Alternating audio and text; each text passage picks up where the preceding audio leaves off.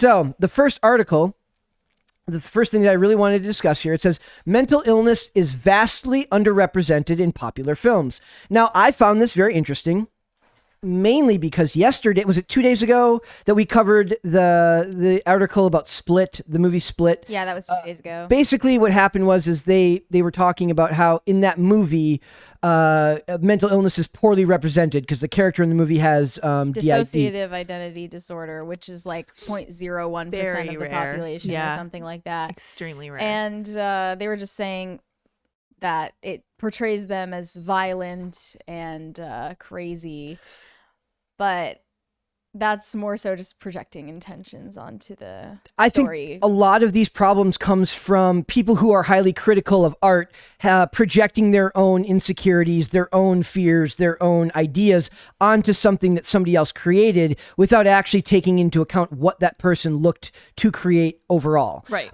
In a movie like that, M. Night Shyamalan isn't doing it to be deep about necessarily DID, but he's a filmmaker and he wants to make a film with an interesting premise. But here's my question, is that in a society as polarized and as sensitive as we are today, is it even possible to make a portrayal that is representative, that would actually work in a cinematic sense? Meaning, can you even do antagonists anymore? Can somebody with these are they allowed to be antagonists in this movie? And I'm actually asking that question, or do they have to be good guys? Does it have to be only portrayed in a good light? That's a good question. I think that mental illness is seen as something of a deus ex machina for the creative world. They view this as the way to make someone, intense and very wound up and very unpredictable. I don't think that is entirely a fair characterization because I didn't work in mental health care per se, but I worked in a cardiac unit, and that meant a lot of our patients were victims of drug abuse and users and had some serious kind of and people who problems. have it is not uncommon for people who struggle with addiction to have underlying mental health concerns such as depression. That's very common. Right. Well, and the problem is that the people that I have taken care of who had serious mental health issues were almost never violent. They weren't crazy or like super interesting, fascinating to be around. They were very low key. They knew they had issues. Most of them took medicine and complied with, their doctor's instructions. They just would say things so far out of left field, and you're like, wow, I don't know what that means, but okay. So in this article, it says the report is from Dr. Stacy Smith from the USC Annenberg Inclusion Initiative, which tells you you have to be wary when you see studies like this with a center with a name like that, because it means that they're data driven. They're going to be looking for results that help their cause find more funding. I'm not saying that that's what happened in this case, but you have to be careful when initiatives go out of their way like that to question, where the information comes from, where the data comes from. So it says it found that of 4,502 speaking or named characters across the top 200 top grossing films of 2019, only 1.5% were depicted with mental health conditions, which is down from 1.7% in 2016. By contrast, 21% of U.S. adults experience mental illness, according to a national population research study done by the U.S. National Comorbidity Survey. So that number seems very high. 21 is definitely inflated. And not only that, but society isn't sick. It's just the culture being imposed on us is sick. We're just fine. And if anything, like, imagine if 21% of characters in our films were mentally ill in some form or fashion. And by the way, if you're counting just like depression and anxiety in that number, it's way overinflating the number of people who are like incapacitated by mental And I do want to point issues. out that as somebody who is both in recovery and was on citalopram and Prozac when he was younger, and also very, very attention deficit disorder, not like the I can't concentrate attention deficit disorder, like couldn't a lot of the work that I've had to do to become functional again out of rehab was learning how to live without those meds, which were worse than the symptoms of my addiction because they played into the worst aspects of my opioid, meaning that go bring yourself up, bring yourself down. So I'm not speaking from a place of anger or ignorance or disrespect. I'm just asking questions that when you take something as serious as the concept of your mental health and you mix it with art, which is a uniquely subjective and individualized experience, especially from the writing standpoint, is it even possible for these questions to be answered to the satisfaction of everyone. Right. If you want a piece of art to speak to your subjective experience, make art that is your subjective experience. Right. Don't expect someone else's creation to speak to you personally or represent you personally. It's one of the weirdest things about the concept of representation to me, mainly because I never went out of my way to look for myself in characters. If anything, I went out of my way to look for characters that lived a life so far beyond me that I found it interesting. Right. It should either be a hero that's aspirational or an antagonist that has some kind of character flaw in them that you've like taken out of yourself to make a story about, to make sense of it. That's what a horror film is. It's like you're taking something horrific from yourself and you're outsourcing it to make sense of it. You're turning it onto something else. Yeah. They also go out of their way to break it down along racial and ethnic lines. In this, it says more than half the films included in the latest report didn't feature a single character with a mental health condition, and 30% of only had one such character. There's only, if we're talking a movie, your average movie length is what, an hour and on the short side, an hour and 45 minutes, on the long side, 2 hours and 30 to 2 hours and 45 minutes. There is only so much time in a movie that you can dedicate to something like that, unless it is the entire theme of that movie. Like, I found another thing here that talks about like the 18 best portrayals of mental illness in movies, but most of them are movies where the entire theme of the movie revolves around their condition. Right. And that's not something you can really do if it's going to just be a character aspect of somebody that happens to be a main or a sub character, especially if it's not the main character. Like we were talking, I've been rewatching the show Monk. That is a central theme. The OCD, obsessive compulsive disorder, is a central theme to that character. Moon Knight is out right now on Disney Plus, and dissociative identity is a central theme to that character. But whenever you have these topics, if I was a writer and I'm looking for the simplest way to tell a good story without getting a bunch of blowback from people, you're just going to, like, nowadays you're so creatively boxed in by fear of how people are going to judge your work from these types of perspectives of judgment and people who are on this kind of it's labeled in identity politics. It has less to do with storytelling and more to do with agenda, and they're terrified of writing outside of your own experience. I said this to Mary the other day. I said, eventually you're just only going to be able to tell stories about tiny little 5 foot tall white women with blonde hair who live in this side of the country. You'll never be able to tell another story because somebody will tell you that you don't understand it's not your lived experience, so you won't know how to accurately portray it. Exactly. I think filmmakers are already hamstrung enough by all of this. Okay, it has to be marketable. It has to be diverse. It has to be inclusive. It has to have the right numbers of women. It has to have like the right numbers of different age groups. This is just one more thing. I think this is just making it harder, and people are going to continue to be less and less interested imposing in these another stories. quota. Right, just one more thing. There's a group that literally breaks down every movie that comes out in Hollywood in a year and breaks it down around racial, ethnic, and sexual lines. Or they're like, and it's really funny because like it was like, do you remember Oscars So White? And then they broke it down. It ended up being almost exactly along race lines. Point, are you acknowledging that we share anything just in the human experience that's universal?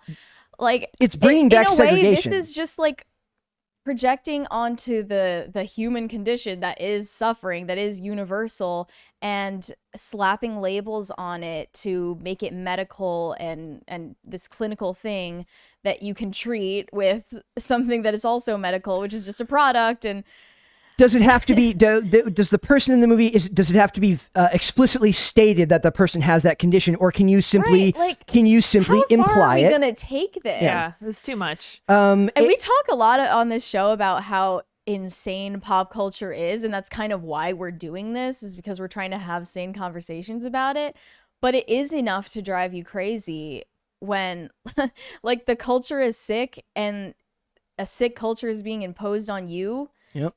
We're not the sick ones. We don't want to be represented as like the dysfunctional members of society when we're just trying to make sense of something that fundamentally doesn't make any sense. And maybe instead of including all these people with mental health issues, maybe we should try to figure out why so many people actually have these Right. issues? Why are people depressed? Because you're saying that it's a product of our culture, and I'm kind of convinced, At least in because- part. Right, for sure. I think that it's in a very large part because of social media.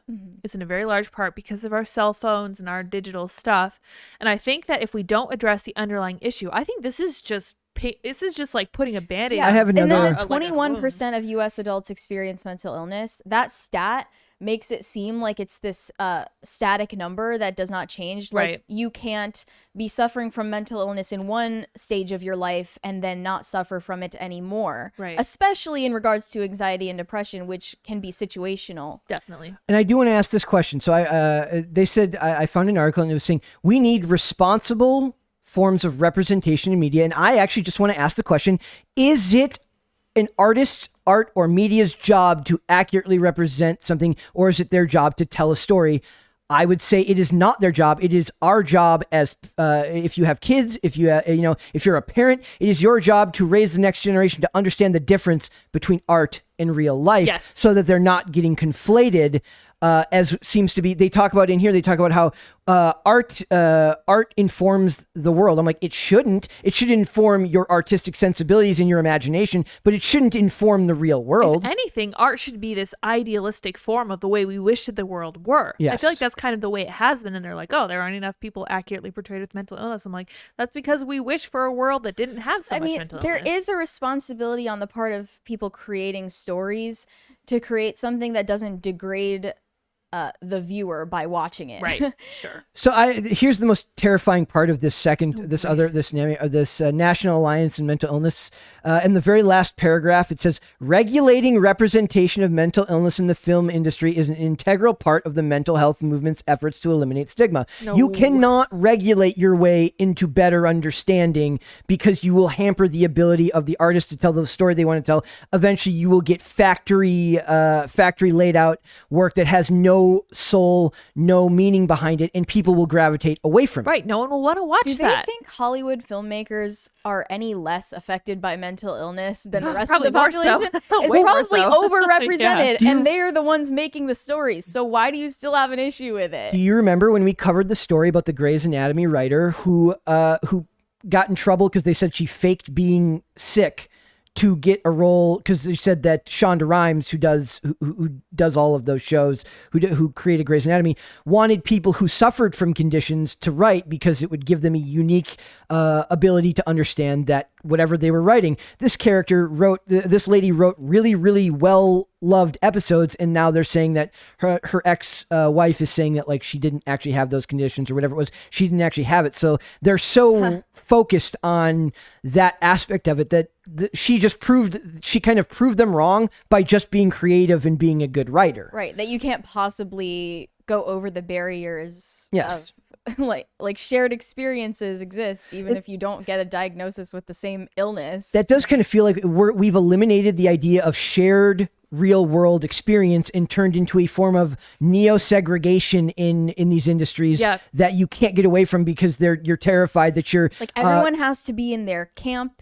you have to stay in your online lane. communities. Yes, exactly. Stay in your lane. That's what they say. Yeah. Stay in your This lane. troubles me because I've already seen our culture getting more and more atomized. Yep. And it's a problem. I really think it's an issue. I think that's part of probably what's leading to this depression, this anxiety, is this feeling of being completely alone, especially if you live in a big city. Feeling alone when you're surrounded by people is one of the worst feelings you can have. It's awful. So I think that the concept of isolating people further is really just going to I think that's why people really liked the 2019 Joker, because yes, that character was mentally ill, but he also was experiencing loneliness, which literally every human being can relate to. And not portrayed as a good guy. Right. Yeah. He's the main character, flawed. but he's there not are a aspects protagonist. that you can sympathize with and others that you don't. So it says the report also found that film characters with mental illness are often subjected to derision. Now, they're not saying that the people deriding them were the good guys. Right. In the real world, unfortunately, people with mental illness will be subjected to derision because people can be crappy people. That it is not the writer's job to shy away from that because it makes you uncomfortable. Nearly 3/4 of them experience some form of disparagement, with 45.1% facing derision specifically about their mental health, and 40% were the object of jokes or humor related to their mental health, and an increase from 22% in 2016. So my question is that are we supposed to coddle the world and make them pretend that this stuff doesn't happen in the real world? This is also open to like infinite yes levels of interpretation, Humor. like jokes at the expense How of. dare we? Like, did they make fun of the condition but not the condition? I mean, are if we you- just supposed to inaccurately represent people with mental illness? Like, yeah, this high-powered CEO or like stockbroker actually has like crippling depression or something. Like, Well, a lot of them probably do, and Right, just yeah. they self-medicate with drugs and alcohol. But then that means that That's- like that's not a positive thing. No, like, but they're conflating you showing it in a glamorous light because it's something that regular people who aren't part of the like stock not market. every illness can be a secret superpower of some kind. And that's for sure. Rain Man syndrome, like where they talk about like they glamorize the idea that he's like savant, like Right, yeah. those are glamorized in those industries, but not every portrayal can make Yeah. you.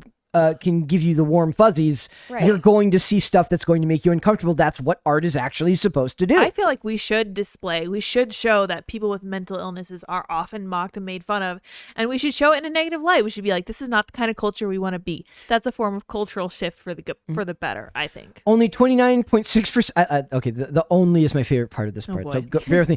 Only 29.6% of characters with a mental health condition were shown in therapy. You have 2 hours in a movie. You don't always have time to show the person in therapy. That's like you're just telling them that the storytelling isn't important anymore, and you're making it about you and what you think should be Because you in have there. to show people that they should go to therapy. Like, this is so moralizing. Yeah, it is. It really is. It says 12% were shown, 12.7% were shown receiving medication or other treatments. It's like, was this written by Pfizer? I feel like Seriously. Pfizer wrote this. Yeah. It says with solutions in mind, the initiative brought Jay Shetty, a best-selling author and On Purpose podcast. I think that's the guy who's married to Reshma Shetty. I have no could be idea. Only you would know, I Brad. know. I have no idea. I could be wrong about that. I think I'm wrong about that. No, Reshma Shetty was married to a guy who had a name similar to her character name in a show. Funny. And that There's like so many like weaving webs of yarn. Yeah, yes, right now. my brain is a messy place to be, Yeah. so I apologize. It's always so as he says. It says it's always been my passion to bridge the gap between mental health and entertainment. Shetty said the access that the initiative is to further explore these important matters on screen and on set and make real systematic change within the industry is what excites me the most. I'm always wary when I hear that many buzzwords in one paragraph. It's probably a prepared press statement that he made.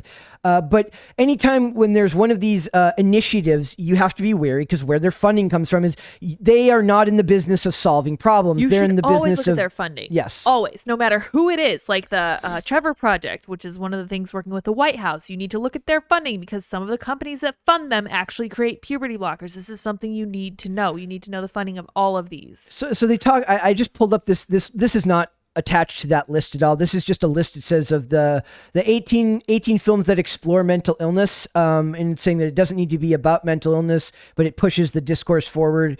It says Silver Linings Playbook, One Flew Over the Cuckoo's Nest, which Girl Interrupted. Those are all films that are good in spite, like they're good because they're good movies, not necessarily because the focus was exclusively on the concept of mental illness. The King of Staten Island was not good. That's not Haven't seen it, but it has Pete Davidson, so Yeah. I agree already. Black Swan, Fight Club. Fight Club is an incredible movie where Right. it uses that as like, I'm surprised, like I wonder if the people who wrote that list would even want Fight Club included on that list, given the way the movie turns out. Right. Exactly. A Beautiful Mind is a perfect example of that kind of idealized, fictionalized, Hollywood version of these conditions. Like somebody with a savant capabilities that looks great on camera and makes for great dialogue, but is seldom an accurate Like, representation of. how does that make someone with that illness feel? Yeah. Like, oh, I'm not like that. this actually makes my life worse every this day. is helping. Yeah. So I just think these are interesting questions to ask. And when we do this show, sometimes we cover stuff, whether it's the Kardashians and you guys find a way to, like when you and Hannah Claire talk about the Kardashians and you find a way to get at some semblance of what it means for society on something along the lines of like dresses and what that means means for where culture has shifted. There's like deeper discourse to be had in all of these topics, but sometimes I have to find a more direct way to get to it, because like we could do that with the movie reviews we do, but a lot of times that ends up overly analytical, and like we're talking about their biases, like your own biases creep in. So I kind of like the idea of having discussions about what this means for the genre or the medium of film as a whole. And I think one of the biggest things we need to look at is that you cannot regulate your way to fixing this problem, and you can't box artists in and expect the work to get better. It's only going to get worse. Right. I'm looking at the comments here, and this person says, these people understand that this is the entertainment business, right? Key to this is 1, entertaining people, and 2, making a profit. Despite what the authors of this report seem to believe, this isn't a public service responsibility for educating the public on mental health or other social ills, societal ills. With so many people suffering from depression, anxiety, etc. in their day-to-day lives, wouldn't it be nice to give them an escape for 2 hours instead of pandering to the loudest, wokest corners of the internet? That Great was point. We should hire that guy to do my job. That's a great summary. That guy. People just have no authorities they trust anymore, and they feel like they need Hollywood to be their authority. That's yes. They're the vacuum of power. Clearly, Yeah, it's a problem. I feel like the outskirts of that, because I certainly don't trust the institutions anymore. And if there was one institution that I trust even less than the other ones, I don't know if I trust the government less or if I trust Hollywood less. But it's a race to the bottom. Yeah. Like I'm not looking to either of them. Very close competition. Yeah, they're tied. I'm not looking to either of them for moral authority. That is for sure. Mm-hmm. Thanks for watching this clip, guys. If you want to see full episodes or follow us on social media, links are in the description below. Bye. Bye.